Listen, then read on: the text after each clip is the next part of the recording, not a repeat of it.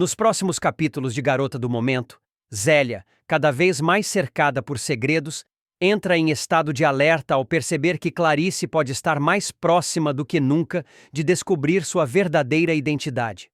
Em um momento de fúria, ela se volta contra Mônica, acusando a aliada de ter dado com a língua nos dentes. Zélia sabe que, se Clarice realmente juntar todas as peças, o jogo pode virar, e com consequências devastadoras. Enquanto isso, Bia tenta se defender das acusações de que teria armado contra Beatriz.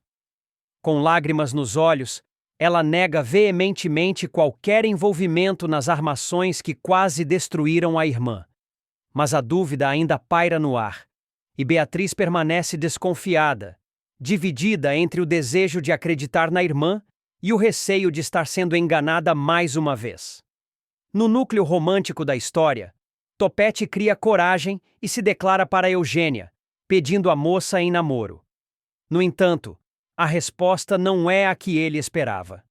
Eugênia, ainda abalada por acontecimentos recentes e preocupada com a mãe, Teresa, gentilmente recusa o pedido.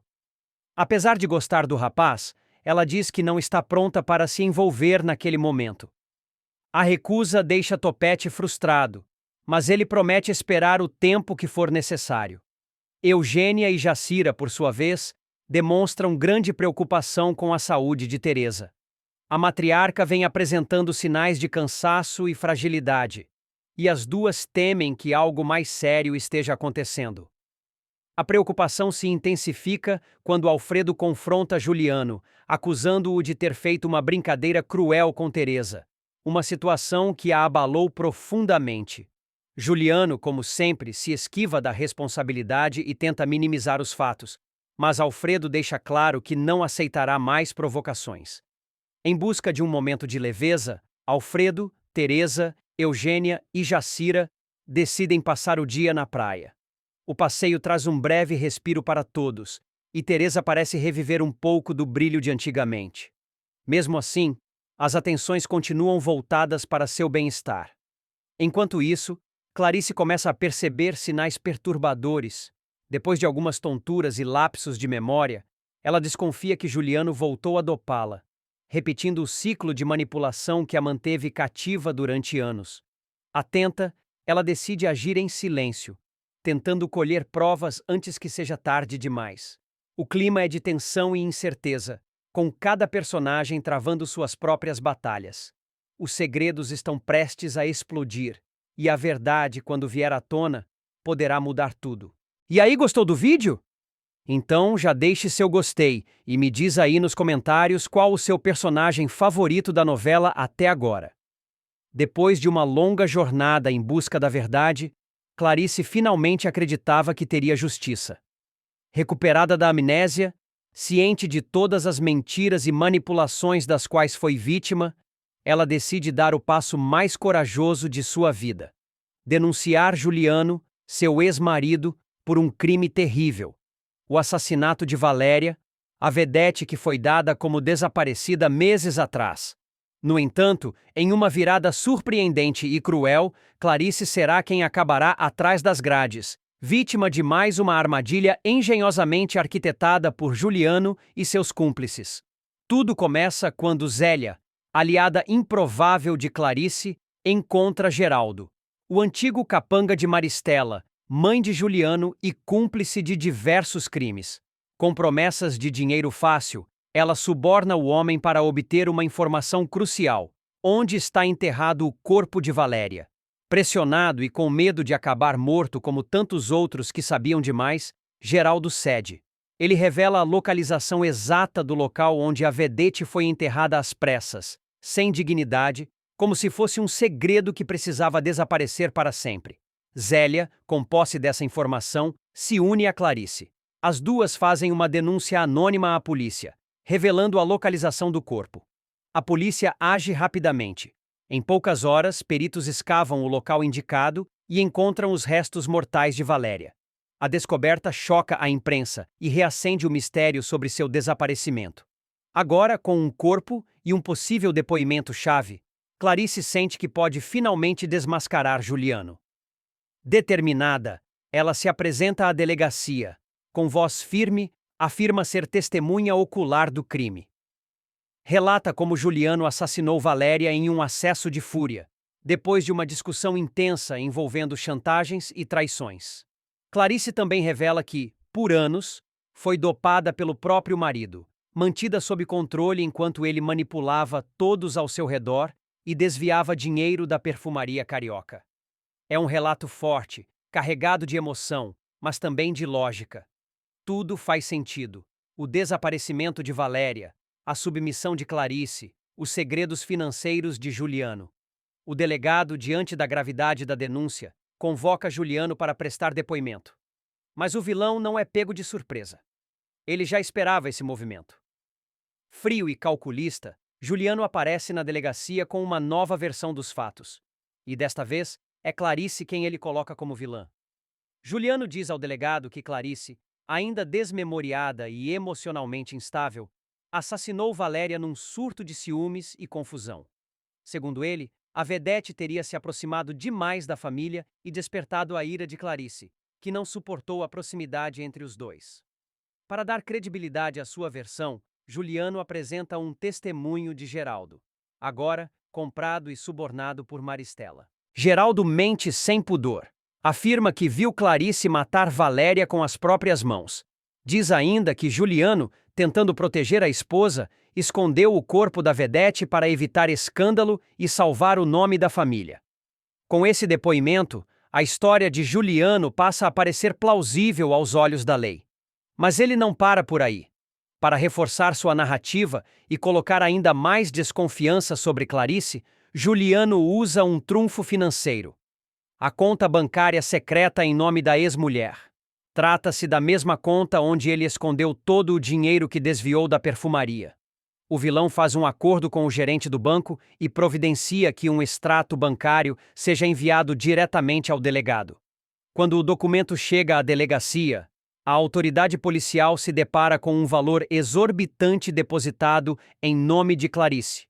A quantia é incompatível com o estilo de vida modesto que ela diz ter levado nos últimos anos. Além disso, causa estranheza o fato de ela afirmar que foi dopada e manipulada por Juliano durante todo esse tempo, mas ainda assim manter tanto dinheiro sob seu nome. Essa contradição começa a minar a credibilidade de Clarice. O delegado, agora confuso, passa a considerar a possibilidade de que a mulher esteja mentindo. Juliano reforça essa ideia ao afirmar que Clarice não só matou Valéria, como também tentou incriminar o próprio marido para se livrar das acusações e ainda ficar com toda a fortuna da família Alencar. A pressão aumenta e Clarice, apesar de estar segura de sua inocência, começa a perceber que está cercada. Suas palavras não têm o mesmo peso que os documentos e testemunhos forjados por Juliano. O delegado, diante de um corpo encontrado, uma testemunha que afirma ter visto Clarice cometer o crime e provas financeiras que apontam para enriquecimento suspeito, decide agir. Clarice é presa. A mulher que lutou tanto para recuperar sua memória, sua história e sua dignidade, agora se vê algemada, acusada de assassinato e de roubo. A notícia se espalha rapidamente pelos jornais. Clarice Alencar, ex-desmemoriada, é presa como principal suspeita da morte de Valéria. A opinião pública se volta contra ela, e até alguns antigos aliados começam a duvidar de sua inocência. Dentro da cela, Clarice chora, não de desespero, mas de revolta. Sabe que está sendo vítima de mais uma injustiça, orquestrada friamente por um homem sem escrúpulos, mas ela também sabe que ainda não é o fim. Lá fora, Zélia promete não descansar enquanto não provar a verdade. Beto, que ainda acredita em Clarice, começa a investigar por conta própria. E Beatriz, cada vez mais próxima de descobrir quem realmente é sua mãe, sente que precisa fazer algo para ajudar. Enquanto isso, Juliano e Maristela celebram mais uma vitória, mas talvez estejam apenas cavando sua própria cova. A prisão de Clarice marca o início de um novo capítulo ainda mais intenso em Garota do Momento, onde a busca por justiça se torna uma guerra de verdades distorcidas, alianças perigosas e coragem inabalável. Nos próximos capítulos de Garota do Momento, Raimundo observa, melancólico, o filho absorto diante do espelho enquanto ajusta pela enésima vez a gravata que usará no noivado com Bia. A imagem do rapaz, tão sério e distante, aperta o coração do pai. Ele se aproxima, pousa a mão no ombro de Beto e murmura que consegue enxergar nos olhos dele um desejo de estar em qualquer lugar, menos ali. Beto força um sorriso, garante que tudo não passa de nervosismo pré-cerimônia, mas Raimundo percebe a tristeza camuflada. Sabe que o filho ainda ama Beatriz e que cada passo rumo ao altar com Bia é uma ferida aberta. No salão principal da mansão Alencar, Maristela e a própria Bia fofocam sossegadas, longe dos ouvidos mais atentos. Com a taça de espumante na mão, a matriarca revela ter encontrado no cofre da família um relatório policial sobre um colar de esmeraldas e diamantes roubado anos atrás. Bia franze o senho espantada. Afinal, ninguém nunca lhe contara essa história. Maristela comenta que os rumores apontam para o mercado negro e que a joia jamais foi recuperada. Mas não imagina que, a quilômetros dali, o tal colar muda de mãos. Na feira de antiguidades do bairro, Jacira se encanta por um adereço exposto na barraquinha de Coralina, uma ambulante que garimpa peças em velhos casarões. Vê as esmeraldas faiscando ao sol e imagina como o brilho ficaria lindo no pescoço de Teresa em seus raros momentos de descontração. Coralina, alheia ao real valor da peça, pede uma quantia irrisória. Jacira, crente ter encontrado apenas bijuteria requintada, paga sem pechinchar e sai radiante, sem saber que leva consigo a joia cobiçada por tanta gente e a chave para futuros escândalos. Enquanto isso, no ateliê, Beatriz desfere palavras cortantes contra sua meia-irmã. Sustenta diante de Clarice que Bia vive de mentiras e manipulações e acusa a rival de encenar a devoção a Beto para conquistar dinheiro e status. Clarice, já desconfiada das mexidas de Bia, pede paciência, mas anota mentalmente cada detalhe. Pressente que logo precisará confrontar a moça. Antes de continuar, já deixe nos comentários qual a nota que você dá para a novela até agora. E se inscreva no nosso canal, assim você ficará por dentro de tudo que irá acontecer em Garota do Momento. Mais tarde, Topete reúne coragem e, com um buquê de flores recém-colhidas, declara a Eugênia tudo o que sente. A jovem Cora, surpresa, mas não demora a aceitar o pedido de namoro, selando a promessa com um beijo tímido que faz o rapaz sentir o chão sumir sob os pés. No estúdio de pintura, Clarice procura Bia. Sem rodeios, exige que ela confesse as armações perpetradas contra Beatriz. As fofocas lançadas nos corredores da perfumaria carioca, os bilhetes anônimos, os remédios trocados que quase levaram a irmã a um colapso. Bia recua, ofendida, mas treme quando Clarice lembra conhecer os segredos dos Alencar melhor do que ninguém. Quase simultaneamente, Juliano, em conversa velada com Zélia, admite ter trocado os frascos de medicamento de Clarice meses antes, na esperança de mantê-la confusa e dócil. Sorri com a certeza de que ninguém jamais provará nada, mas o sorriso se desfaz quando Mônica irrompe no saguão da mansão. Ela puxa Zélia pelo braço e sussurra que duas mulheres misteriosas rondam a propriedade, fazendo perguntas sobre colares antigos e remédios adulterados. A notícia cai como raio. Cada um percebe que os pecados do passado começam a cobrar a conta, e que desta vez não haverá esconderijo seguro nem mentira capaz de conter a avalanche prestes a desabar. Juliano ultrapassa todos os limites quando decide transformar o maior medo de Teresa em arma de intimidação. Convencido de que a aproximação repentina entre a Ruiva e Clarice só pode significar que a memória da artista está voltando e, por consequência, sua longa teia de mentiras está prestes a ruir, o vilão resolve agir antes que seja tarde. Ele começa a vigiar Teresa com um zelo doentio. Nota cada saída ao lado de Clarice, os cafés rápidos com Beatriz, as conversas baixas com Beto e Ulisses. Cada sorriso cúmplice que avista reacende em Juliano o pavor de ser desmascarado. Incapaz de lidar com a possibilidade de perder o controle, ele invade o ateliê onde Teresa trabalha, escolhendo o ambiente mais íntimo dela para o confronto. A Ruiva tenta manter a postura profissional, fingindo surpresa pela visita fora de hora, mas Juliano não lhe dá tempo de elaborar desculpas. Sem rodeios, pergunta o que exatamente ela anda tramando com Clarice e que tipo de histórias as duas têm trocado. Teresa, desconfortável, afirma que tudo não passa de amizade, mas o olhar gélido do empresário denuncia que ele não acredita em uma palavra sequer. É então que Juliano leva a conversa a um terreno sombrio. Ele puxa do bolso um simples guardanapo de papel, dobra-o calmamente diante dela e, com um isqueiro, ateia fogo ao objeto frágil. A chama pequena ilumina o rosto dele numa tonalidade quase demoníaca, enquanto Teresa paralisa. O gesto, aparentemente banal, carrega um significado brutal. Anos atrás, um curto-circuito causou um incêndio que quase matou Teresa e sua filha, Eugênia. A menina ainda guarda marcas de queimadura nos braços. Teresa, cicatrizes invisíveis na alma. Ao ver o papel arder, o cheiro de fumaça inexistente preenche a memória da ruiva. Ela sente de novo o estalar da madeira em brasa, o grito preso na garganta, o medo de perder a filha. Juliano não precisa dizer nada. A insinuação de que ele poderia repetir aquela tragédia ecoa alto o suficiente. Terrivelmente abalados, os joelhos de Teresa fraquejam.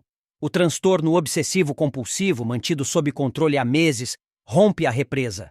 Ela passa a esfregar as mãos de forma compulsiva, como se quisesse apagar o fulgor da chama que já se apagou. Jacira, que chega pouco depois para entregar telas, depara-se com a amiga em crise, esfregando panos na bancada, borrifando álcool onde não há sujeira, murmurando sobre fuligem imaginária. Alarmada, liga imediatamente para Alfredo. O apresentador, que vinha tentando manter a cabeça fria para não piorar a guerra contra os Alencar, ouve o relato e sente o sangue ferver. Minutos depois, ele surge na sede da perfumaria carioca, empurrando a porta com força suficiente para fazer todos os funcionários congelarem. Vai direto à sala de Juliano. Sem preâmbulos nem meias palavras, encara o rival e avisa, voz baixa e firme, que qualquer nova ameaça contra Teresa será respondida na mesma moeda, ou pior. Diz que já suportou calado o bastante e que dali em diante defenderá a mulher que ama com unhas, dentes e fogo se precisar. Juliano tenta sustentar o sorriso debochado, mas o lampejo de determinação no olhar de Alfredo faz o vilão perceber que, desta vez, cruzou uma linha que talvez não consiga recuar sem consequências. Clarice jamais imaginou que reencontrar a própria filha exigiria um plano digno de filme de fuga. Tudo começou quando, finalmente recuperada do apagão que a mantivera à mercê de Juliano, ela teve a ousadia de confrontá-lo. Bastou insinuar que lembrava de cada golpe arquitetado por ele para o marido. Em pânico, decidir interná-la à força num manicômio afastado, onde ninguém ouviria seus gritos de denúncia. O que Juliano não previu foi a lealdade silenciosa do Dr. Gregório. Entre uma medicação suspeita e outra, o psiquiatra percebeu que Clarice não era louca, mas refém. Movido por ética e por certa gratidão antiga, tramou a fuga. Numa madrugada chuvosa, guiou a paciente por um corredor de serviço, atravessou os fundos do hospital e a instalou num furgão. Horas depois, deixava-a a salvo no orfanato que Dona Carmen mantém em Petrópolis, um casarão secular envolto por jardins onde as crianças brincam ao som de sinos de vento. Ali, Clarice se refugiou, sentindo pela primeira vez em meses o alívio de respirar ar livre sem receio de grades. Só que a liberdade trouxe outro peso, a saudade dilacerante de Beatriz. Dormia e acordava imaginando o semblante da filha, as perguntas que a menina faria, o medo que certamente sentia ao ver a família desmoronar. Temerosa, pediu a Carmen que mantivesse segredo absoluto. Nem mesmo as crianças podiam saber o nome verdadeiro da tia Clara. Ainda assim, depois de uma semana de silêncio, cedeu ao impulso. Telefonou para Beto, único aliado capaz de trazer Bia sem levantar suspeitas. Beto aceitou de imediato. Marcou o encontro para um domingo, quando Juliano estaria numa convenção da perfumaria carioca. Na véspera, Clarice e Carmen vasculharam cada aposento, escondendo retratos antigos, cartas e rascunhos de quadros. Qualquer pista que ligasse a recém-recuperada artista plástica ao passado luxuoso na mansão Alencar. Queriam que, se o pior acontecesse, ninguém pudesse acusar o orfanato de cúmplice. Quando Bia atravessou o portão, Clarice sentiu as pernas fraquejarem. Abraçaram-se longamente, num choro que misturava alívio e culpa. Logo, porém, a mãe conteve o ímpeto de contar tudo.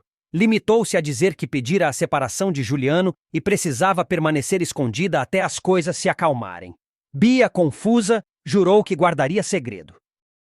Nos próximos capítulos de Garota do Momento, Juliano observa Clarice com olhos de falcão enquanto a tarde cai sobre o Rio de Janeiro de 1967. O casarão em estilo Art Deco, herança da família Alencar, ecoa com o chiar da vitrola que toca Águas de Março, recém-lançada e já onipresente nos salões boêmios da Zona Sul. Clarice desliza pelos corredores, os cabelos presos num coque elegante, carregando um grande rolo de lona enrolado em fio de juta. Diz que se trata de lembranças do ateliê, mas Juliano, cuja ambição lateja mais alto que o coração, enxerga naquilo um segredo que ameaça seus planos. Ele faz questão de acompanhar cada passo da esposa, fingindo admiração, embora sua expressão denuncie a suspeita incessante. Na manhã seguinte, Clarice visita Teresa, sua confidente desde os tempos do Colégio Sion. Elas se encontram num terraço ensolarado, onde vasos de samambaias balançam ao sabor da brisa marítima. Clarice desenrola 2 telas e deixa que o pigmento vibrante conte o que as palavras escondem. Pinceladas de vermelho carmesim e azul ultramar formam retratos semi-abstratos de uma menina de olhar doce. Imagem que Teresa reconhece de imediato como Bia, ainda bebê, antes da separação trágica. Teresa prende o fôlego, sentindo de novo a velha culpa por ter ajudado Juliano a encobrir o paradeiro da criança. É a arte que me devolve a minha filha, sussurra Clarice, a voz trêmula, mas firme, decidida a recuperar tudo o que lhe roubaram: tempo, memória, maternidade. Enquanto isso, no escritório da perfumaria carioca, Vera, secretária antiga, de coque impecável e óculos gatinho, aproxima-se de Celeste com uma xícara de café forte. A moça, que ainda veste luto discreto pela mãe, segura um telegrama. Raimundo, seu pai, aprova o noivado com Eduardo, o jovem engenheiro. Os olhos de Celeste brilham, mas Vera percebe algo mais no fundo. Um medo. Vera se inclina e, em voz baixa, lembra-lhe que, numa família dominada por Maristela e Juliano, nenhum amor floresce sem espinhos. Celeste ouve, mas a chama da esperança que Eduardo acendeu em seu peito mantém-se teimosa. Na boate Night and Day, Beto cavaqueia com Jorginho, o pianista, entre goles de whisky Old Eight. Ele se queixa de que Clarice não acredita na história dele sobre Bia. A menina está viva, eu sinto, Jorginho. Mas cada vez que toco no assunto, ela lembra das armações de Juliano e se retrai. O sax rasga o ar com um chorinho, e Beto, já trôpego, encara o espelho atrás do balcão, perguntando-se se algum dia conseguirá proteger aquela que ama da teia venenosa dos Alencar. No casarão, Juliano ajoelha-se para amarrar o cadarço, quando nota um traço cintilante de tinta azul ultramar na sola do sapato de Clarice, esquecido ao pé da cama. O coração dele dispara não de paixão, mas de cálculo. Se Clarice voltou a pintar, ela pode ter recuperado mais do que a técnica. Pode ter recuperado memórias suficientes para desbaratar suas mentiras. Ele engole a raiva, estampa um sorriso e guarda o sapato como prova silenciosa. Do outro lado da cidade, em Santa Teresa, Sérgio atravessa o Arcos da Lapa, sentindo o peso da saudade de Jacira. Desde que a modista soube das falcatruas do rapaz com Juliano, sumiu sem deixar endereço. Sérgio, que jamais cogitou amar alguém além de si mesmo, descobre agora que Jacira era seu norte. Ele procura em botequins, ateliês de costura, nos ensaios de escola de samba, mas encontra apenas retalhos da presença dela.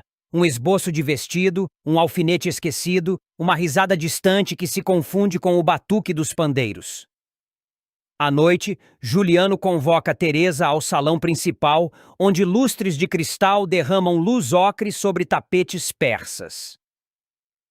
Diante de Maristela, Basílio e Zélia, ele faz rolar a bomba. Insinua que Clarice guarda segredos na ala interditada do porão. Teresa, pressionada, tenta desvencilhar-se, mas Juliano estreita os olhos e sibila. Você sabe mais do que diz, minha cara. O silêncio dela é confissão suficiente para atiçar as chamas da desconfiança. Clarice, que surge atrás das colunas, ouve tudo e sente o gelo da traição percorrer-lhe a espinha. Maristela, sempre impecável em tailleur Dior, assiste a cena com frieza calculada. Quando o relógio marca meia-noite, ela dá ordem a Basílio. Zélia não serve mais aos nossos propósitos. Providencie a demissão. Basílio acata sem pestanejar. Embora soubesse que, ao dispensar a governanta, arranca a última raiz de lealdade que o ligava ao passado humilde. Zélia recebe o aviso enquanto supervisiona o polimento da prataria. Ela mantém a postura, mas seus olhos incendiam-se de rancor. Bia, agora mocinha de franja pesada e saias rodadas à la Brigitte Bardot, decide bater à porta da antiga amiga Celeste. Chega com um ramalhete de lírios recém-colhidos e a máscara da ingenuidade. Senti saudades, diz, oferecendo um sorriso que não alcança os olhos. Mas Eugênia, a governanta, posiciona-se à frente de Celeste como uma muralha. Ela lembra o que Bia fizera. O boato maldoso que quase destruiu a reputação de Celeste na sociedade. A visita termina em frieza cortante, com Bia saindo antes que a dor de não ser perdoada a faça perder a pose. No Salão Dourado do Copacabana Palace, Maristela reúne-se a rabinos de influência e ao colunista Ibrahim Sued para anunciar. O casamento de Beto e Bia será em 30 dias, aqui mesmo, sob os holofotes que nossa família merece. Beto, que acompanha a noiva a contragosto, sente o estômago revirar. Ainda ecoa na cabeça dele a convicção de que Bia mente sobre a morte de Clarice. Mas a orquestra inicia um chá-chá-chá, os flashes de câmeras explodem, e Juliano brinda ao futuro como se nada pudesse interferir. Na madrugada, Zélia reúne-se em segredo com Juliano na garagem iluminada apenas por um lampião. Entre latas de tinta e tábuas esquecidas, ela mostra o sapato manchado. Clarice voltou a pintar. Isso significa que ela lembra. Juliano aperta o couro do sapato, sentindo a textura fria da ameaça. Se ela expuser essas telas, tudo desmorona. Nosso casamento arranjo, a presidência da perfumaria, a fortuna. Ele ergue o olhar e ordena. Nada de quadros. Nada de testemunhas. E, se necessário, nada de Clarice.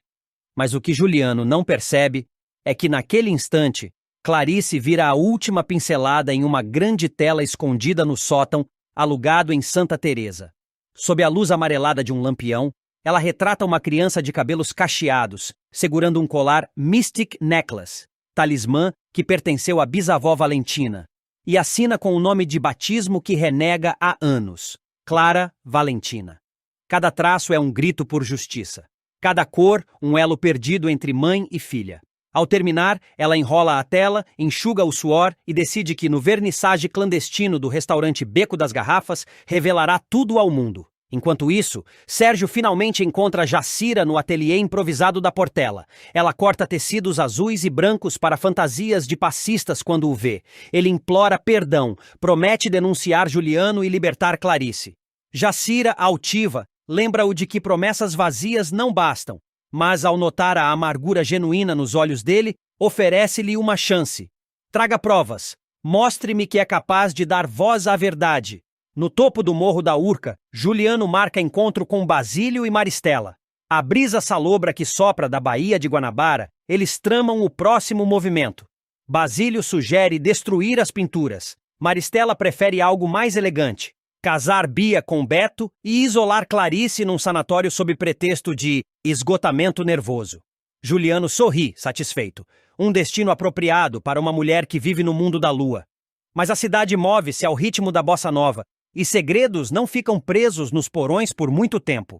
Na noite do vernissage, Teresa, movida pelo peso da culpa, entrega a Sérgio um maço de cartas trocadas entre ela e Juliano nos anos 50, correspondência que comprova o sequestro de Bia.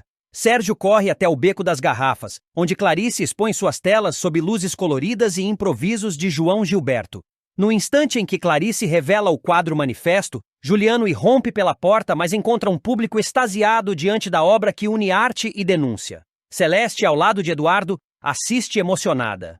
Beto, escondido atrás de uma coluna, sente o coração enfim pulsar no compasso certo.